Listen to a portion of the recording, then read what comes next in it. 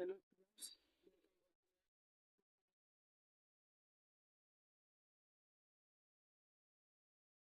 तो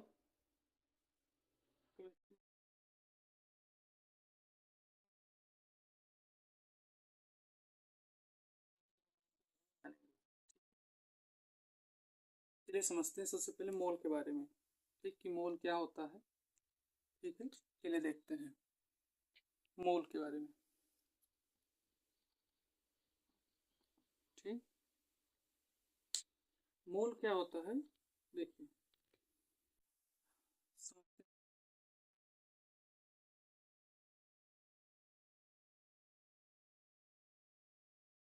वह रासायनिक पदार्थों की मात्रा है। पदार्थों की मात्रा है। ठीक है, पदार्थों की मात्रा है। ठीक है, मोल क्या होता है? रासायनिक पदार्थों की मात्रा। ठीक है, तो मोल को ये बताया जाता है कि मोल जैसे एक अणु है। ठीक है, जैसे अणु होते हैं तो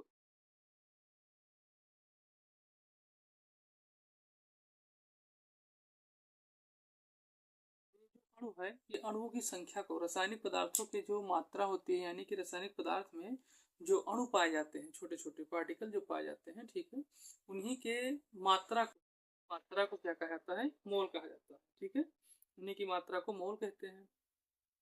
हम लोग समझेंगे इसी को, मोल को, कि और किन किन चीज़ों में इसका उपयोग होता है। ठीक, चलिए,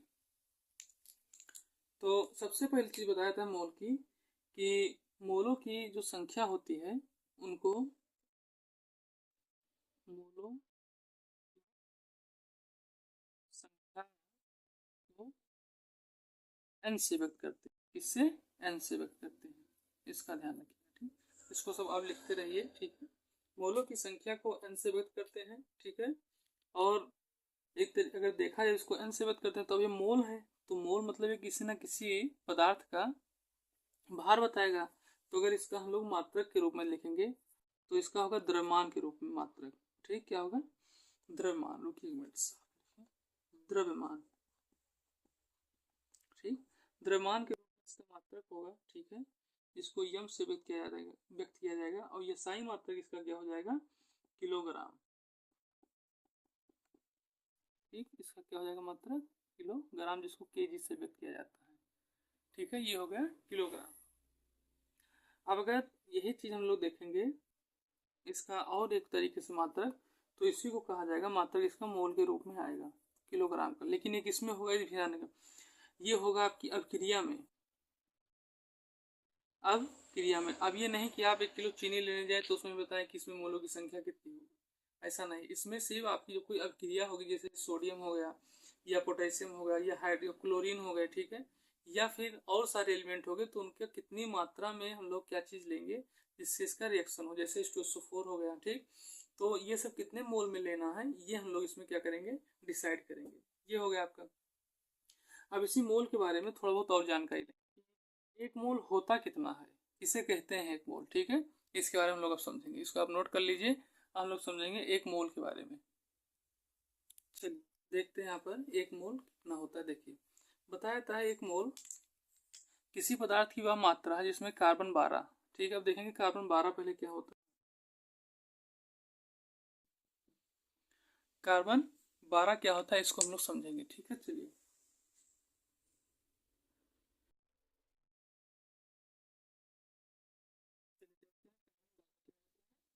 इसको समझे तो आगे बताते हैं। देखिए, कार्बन 12 बताया जाता है कि यह एक स्थिर, ठीक है, स्थिर और सबसे सबसे सटीक या फिर प्रचुर या फिर सटीक समस्थानिक है। ध्यान रखिएगा, क्या है? समस्थानिक। अब जानेंगे कि सबसे पहले कि समस्थानिक क्या होता है। जैसे यहाँ दिया गया कि इसमें कार्बन 12 जिसमें कार्बन 12 समस्थानिक के ठीक 12 ग्राम में उपस्थित परमाणु की संख्या, जितने परमाणु आयन या अणु उपस्थित होते हैं एक मोल कहलाते हैं। तो हम लोग जानेंगे कार्बन 12 के बारे में। तो कार्बन 12 एक सबसे स्थिर और सबसे प्रचुर समस्थानिक है। ठीक है, इससे कई चीज़ें पता की जाती है, जैसे क्या चीज़, जैसे पुरानी अस्थियाँ कितने साल पुरानी हैं, ठीक है, या फिर पुराने औजार कितने साल पुराने हैं, जैसे हड़प्पा सभ्यता के, या क्या कह रहे हैं और सारे सभ्यता के बारे में, मोहनजोदाड़ो के, या फिर इजिप्ट की, ये सब चीज़ें कार्बन 12 के माध्यम से पता की जाती है। लेकिन सबसे पहले चीज़ यहाँ हम ये देखेंगे अब कि समस्थानिक क्या होता है, ठीक है, इसको समझेंगे समस्थानिक के बारे में। चलिए देखते हैं कि समस्थानिक क्या होता है। कार्बन 12 आप समझ गए होंगे, तो समस्थानिक को समझते हैं। चलिए देखिए,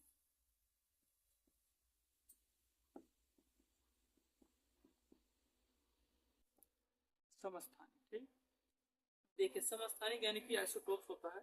और समस्थानिक जो होता है कि किसी भी तत्व में जब कोई किसी का मतलब एक तरीके से को मतलब शॉर्ट में समझेंगे कि इसको, कि जब किसी परमाणु क्रमांक समान हो, जब किसी का जो परमाणु क्रमांक क्या हो, समान हो, ध्यान रखिएगा, ठीक है, परमाणु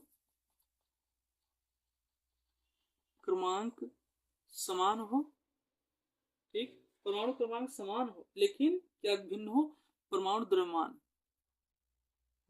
भिन्न हो, ध्यान रखिएगा, द्रव्यमान भिन्न हो, ठीक, परमाणु क्रमांक समान हो पर द्रव्यमान भिन्न हो, वही समस्थानिक कहलाता है।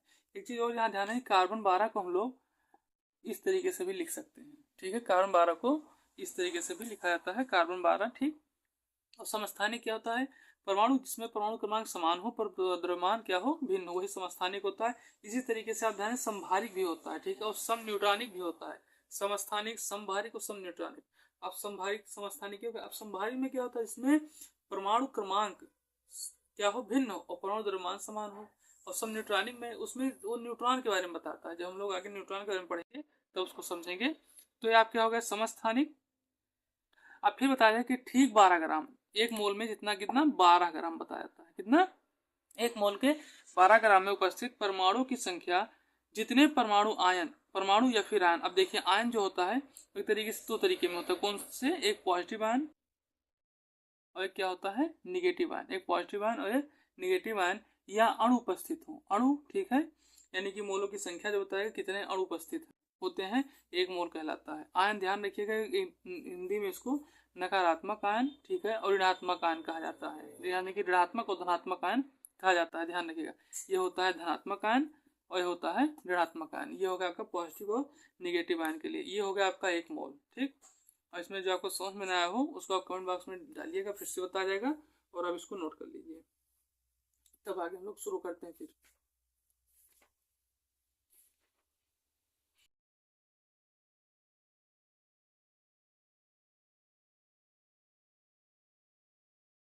चलिए अब आगे शुरू करते हैं। यहाँ बताया जाता है कि एक मोल के बारे में समझे, देखिए बताया गया कि कार्बन 12 के ठीक 12 ग्राम में, ठीक कितने, कार्बन 12 के ठीक 12 ग्राम में, 12 ग्राम में 6.0221 परमाणु होते हैं, ठीक है। इसी को एक तरीके से ये इतने परमाणु होते हैं, ये ध्यान रखिएगा। और यही परमाणु क्या काम करते हैं, यही परमाणु किसी पदार्थ के मात्रा को में जितने उपस्थित थे वही बताया था कि अगर 1 ग्राम कोई पदार्थ आप लिए हुए हैं तो उनमें परमाणुओं की संख्या कितनी हो जाएगी, 10 की घात 23, 6.0221 परमाणु होते हैं, ठीक है, ध्यान रखिएगा। का इसी तरीके से हर एक में, जैसे अभी हम यहाँ पर लिख दे रहे हैं कि 1 मोल कण बराबर, 1 मोल कण बराबर कितना होता है, 6.0221 गुण 10 की घात 23 परमाणु, ठीक है, 23 परमाणु। या फिर कहीं कहीं पर एक कण भी लिखा रहता है, कहीं कहीं पर ये अणु भी लिखा रहता है, ध्यान रखिएगा, ठीक। ये तीनों चीजें इसमें होती हैं, ध्यान रखिएगा। अब हम लोग एक एक कुछ परमाणु का देखेंगे निकालकर कणों के माध्यम से इसके मोल को, ठीक। जैसे देखिए अब यहाँ पर हम लोग निकालेंगे, जैसे एक मोल Cu परमाणु, अगर हम कहें कि एक मोल Cu परमाणु है, Cu मतलब कॉपर के रूप में, तो आपका हो जाएगा 0.2213 गुणे 10 की घात 23 Cu परमाणु हो जाएगा, ठीक, ये हो गया। इसी तरीके से हमने कहा कि एक मोल CO2 अणु, ठीक, 1 मोल CO2 अणु है। तो फिर यहाँ क्या हो जाएगा 6.02213 गुणे 10⁻23 CO2 अणु। ध्यान रखिएगा, इस तरीके से इसको हम लोग क्या करेंगे, लिखेंगे। ठीक, अब यहाँ देखिए एक तरीके से मतलब एक और चीज इसमें बताई जाती है कि इसको और क्या कहते हैं। ठीक, इसको बताया गया है कि आपने पढ़ा होगा एवोगाड्रो नियतांक, ना पढ़े होंगे तो हम इसको यहाँ बता रहे हैं। ठीक है, क्या है एवोगाड्रो नियतांक, ध्यान रखिएगा। ठीक, और इसको व्यक्त किया जाता है यन्ने से। किससे व्यक्त किया जाता है, यन्ने से। ठीक है, और यहाँ जो इसकी वैल्यू है वो भी यही है, कितनी 6.02213 गुणे 10⁻23। ठीक, ये जो आपकी संख्या है ये भी इतनी ही। आवागाद्रो जो नियतांक होता है ये भी कितना होता है 6.02213 × 10⁻23 अणु होते हैं। ठीक है, ये हो गया आपका। अब हम लोग इसको और आगे मतलब अब हम लोग फार्मूले की तरफ चलेंगे और चीज़ों को समझेंगे। ठीक है, या आप इसको नोट कर लीजिए। ठीक, अब आगे बढ़ते हैं, फिर चलिए देखते हैं। अब हम लोग यहाँ समझेंगे, क्या समझेंगे कि पदार्थ में मोलों की संख्या। ठीक है, अब यहाँ पर हम लोग फार्मूला को समझेंगे। ठीक है, कि पदार्थ में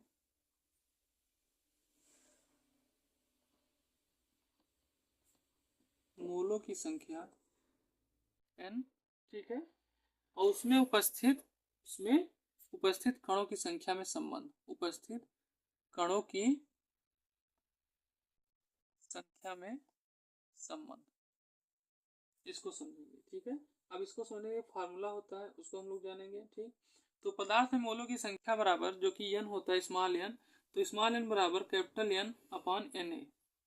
ठीक, ये आपके पदार्थ के मोलों की संख्या हो गई। ठीक है, small n equal to capital N upon Na। ठीक है, और इसी तरीके से हम लोग इसको लिखेंगे कि इससे क्या कहते हैं। ठीक है, तो ये पदार्थ के कणों की संख्या है जो आपको दिया गया है कैपिटल N। ठीक, पदार्थ के कणों की संख्या, और ये जो आपको दी गई है ये Na क्या होता है, अभी हमने आपको बताया ये अवगाद्रो नियतांक है जिसकी वैल्यू 0.2213 × 10⁻23 अणु या फिर परमाणु होता है। ठीक, ये भी हमने आपको बताया है। तो ये कि नया जो फार्मूला हम लोग शुरू कर रहे हैं उसमें पदार्थ के मोलों की संख्या n तथा कणों के मोलों की संख्या में संबंध कैपिटल N और स्मॉल n के बीच में क्या संबंध है, तो यही संबंध है, ये आपका पहला फार्मूला। ठीक है, ये संबंध है। अब हम लोग आगे फिर शुरू करेंगे जो टॉपिक, वो है आपका मोलर द्रव्यमान।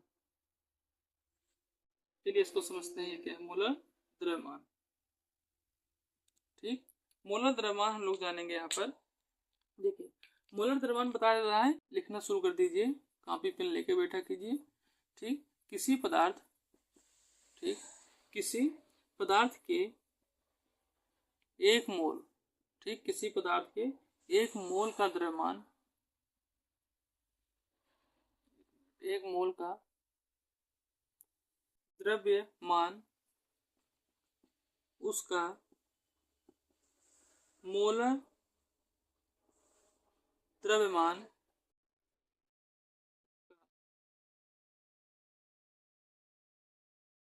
द्रव्यमान कहलाता है। ठीक, उसका क्या कहलाता है, मोलर द्रव्यमान कहलाता है। ठीक है, ये हो गया आपका मोलर द्रव्यमान। बताता है कि किसी पदार्थ के 1 मोल का द्रव्यमान। अब 1 मोल आप समझ गए, अभी हमने लिखा है 1 मोल कितना होता है, अभी आप कुछ देर पहले लिखे हैं कि 1 मोल कितना होता है। 1 मोल वही होता है जो 12 कार्बन के समस्थानिक, ठीक, में उपस्थित हो। और 1 मोल बराबर आपको बता भी दिया गया कितनी वैल्यू होती है, 6.02213 गुणे 10⁻23 अणु। ठीक, ये होता है 1 मोल। ठीक, तो ये आप समझ गए मोलर द्रव्यमान के बारे में। अब हम लोग कुछ और एक संबंध इसमें देखेंगे कि मोलों की संख्या, मोलर द्रव्यमान और द्रव्यमान में क्या संबंध होता है। ठीक है, मोलों की संख्या और मोलर द्रव्यमान और द्रव्यमान में क्या संबंध होता है इसका।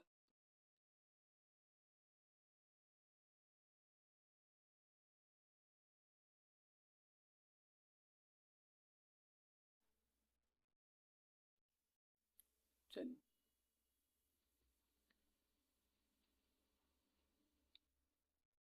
हेडिंग डालिए मोलों की संख्या,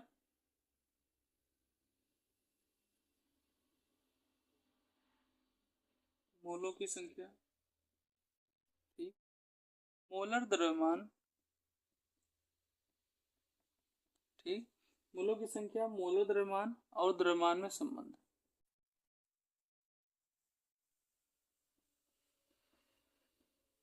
ठीक, और द्रव्यमान में संबंध, इसको समझेंगे। मोलों की संख्या, मोलर द्रव्यमान और द्रव्यमान में संबंध, ठीक है। अब यहाँ देखेंगे हम, आपको पता है कि मोलों की संख्या यन से प्रदर्शित की जाती है, ठीक है, और मोलर द्रव्यमान स्मॉल एम से, ठीक, और फिर साथ ही साथ अब हम लोग मोलों की संख्या, पदार्थ के मोलों की संख्या के समझेंगे।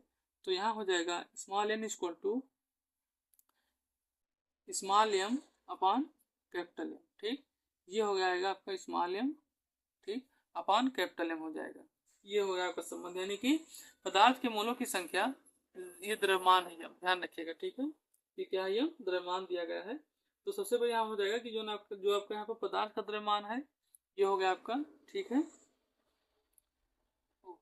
पदार्थ का द्रव्यमान, और यहाँ पर ये मोलर द्रव्यमान होगा, ठीक, और ये आपका पदार्थ का द्रव्यमान स्मॉल एम। तो ये आपका हो जाएगा पदार्थ का द्रव्यमान, और ये क्या हो जाएगा आपका मोलर द्रव्यमान, मोलर, और ये क्या हो जाएगा पदार्थ का द्रव्यमान, ध्यान रखिएगा, और ये आपका मोलों की संख्या हो गई। तो ये फार्मूला निकल कर इसमें आएगा, ठीक है। चलिए अब आगे बढ़ते हैं हम लोग फिर, और जो आपको जो टॉपिक समझ में आए उसको आप तुरंत, ठीक है, कमेंट करिए, उसको फिर से बता जाएगा, ठीक।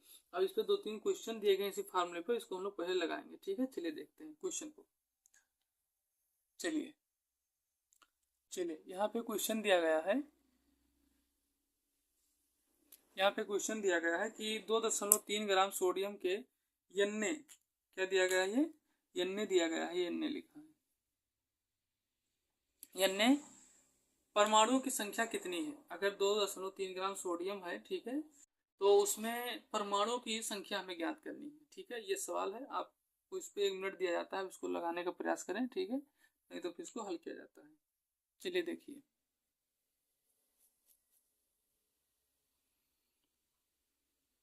और बाकी आपको जो समझ में ना आए उसको आप तुरंत कमेंट बॉक्स में डालिए, ठीक है, और चैनल को शेयर करिए, सब्सक्राइब करिए और लाइक करिए, और अपने फ्रेंड लोगों को भी भेजिए, ठीक है।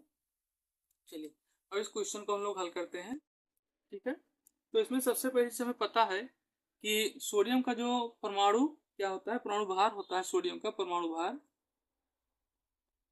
Na का जो परमाणु भार होता है वो होता है 23। सबसे पहला काम एक और आप करिएगा कि कम से कम 1 से लेकर के, मतलब 1 से लेकर के 30 तक, या 1 से लेकर 50 तक आप पीरियोडिक टेबल याद कर लीजिए, ठीक है, जिसमें hydrogen, helium, lithium, beryllium, boron, जिससे होता है ना कि हाइड्रोजन 1 और हीलियम 2, लिथियम 3, इसी तरीके से आप पहले तो एटॉमिक नंबर याद कर लीजिएगा, ठीक है, और साथ ही साथ एटॉमिक मास भी याद कर लीजिए, एटॉमिक पेड़ इसको कहा जाता है, ठीक है। ये आप याद कर लेंगे तो आपको बहुत ही आसानी हो जाएगी केमिस्ट्री को पढ़ने में, ठीक। तो यहाँ सबसे पहले चीज बताया है कि सोडियम का परमाणु भार कितना दिया गया है, 23, और हमें पता है कि सोडियम का जो मोलर द्रव्यमान दिया गया है, यहाँ पर सबसे पहले सोडियम का मोलर द्रव्यमान, ठीक, क्या दिया गया है, मोलर द्रव्यमान जो दिया गया है वो कितना है, 23 ग्राम, ठीक है, कितना है, 23 ग्राम प्रति मोल, यही होगा इसका, ध्यान रखिएगा, 23 ग्राम प्रति मोल, ठीक, इसका हो जाएगा। अब इसी पे हम लोग क्या रखेंगे, मोलों की संख्या ज्ञात करनी है, हमें यही पता करना है। तो मोलों की संख्या, ठीक, या कि मोलों की संख्या, तो इसमें अभी हमने को फार्मूला लिखाया है क्या, कि सोडियम का ग्राम, ठीक है, सोडियम का द्रव्यमान या फिर ग्राम में जो दिया गया, जो फार्मूले में हम लोग देखे हैं, ठीक है, जो पदार्थ रहेगा उसी के अनुसार, सोडियम दिया सोडियम का होगा, एल्यूमिनियम दिया जाए तो एल्यूमिनियम का होगा, ठीक है, और लिथियम जाएगा या हीलियम जाएगा, कोई भी जो जो एलिमेंट दिया जाएगा उसी तरीके से फार्मूले पे क्या करेंगे, इसका उपयोग करेंगे। तो पहले ग्राम में इसका उपयोग करेंगे द्रव्यमान का, ठीक है, और बटे में क्या लिखेंगे, मोलर द्रव्यमान, बटे में मोलर द्रव्यमान,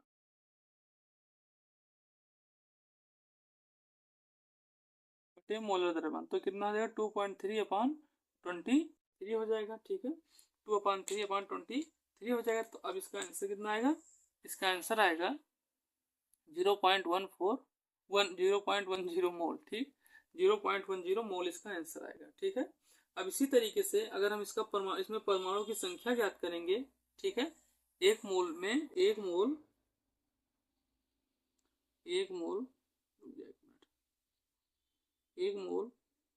सोडियम, ठीक है, एक मोल सोडियम में परमाणुओं की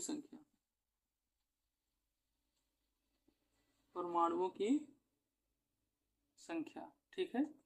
तो जब एक मोल परमाणु की संख्या हम लोग यहाँ पर ज्ञात करेंगे, ठीक है, तो कितना हो जाएगा, हमें पता है कि एक मोल में 6.022, ठीक है, गुणे 10⁻23 अणु होते हैं। तो यहाँ पे अभी हमने निकाला था कि सोडियम हो जाएगा, शुरू में हमने लिखा था, ठीक है। तो कितना हो जाएगा सोडियम, ये सोडियम हो जाएगा। तो इसी सोडियम के अनुसार हम उसको मल्टीप्लाई कर देंगे, 6.022 इंटू 10⁻23 और मल्टीप्लाई कितना आया है 0.10, ठीक है। उसको मल्टीप्लाई कर देंगे इसके साथ में, तो ये कितना निकल गया 0.02, ठीक है, 0.02 मल्टीप्लाई 10⁻22 Na परमाणु।